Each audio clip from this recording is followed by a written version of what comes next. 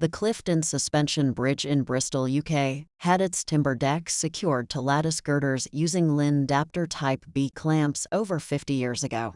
The clamps eliminated the need to drill through the lattice girders, which would have caused damage to the Grade 1 listed structure. The clamps remained intact, enduring harsh conditions while the coach bolts suffered from corrosion. The corroded bolts were replaced with Lindapter's Type LR clamp, which self-adjusts to suit the flange thickness, enabling rapid installation of a standard product regardless of flange depth.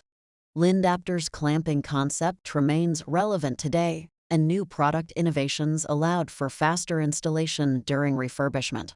Lindapter's solution enabled the rapid installation of a standard product to be applied to all connections, regardless of flange depth on the Victorian bridge whose iron beams vary in size.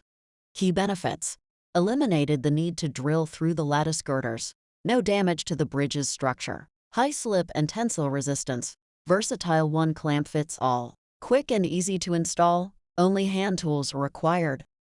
For more information, visit the case study section on our website.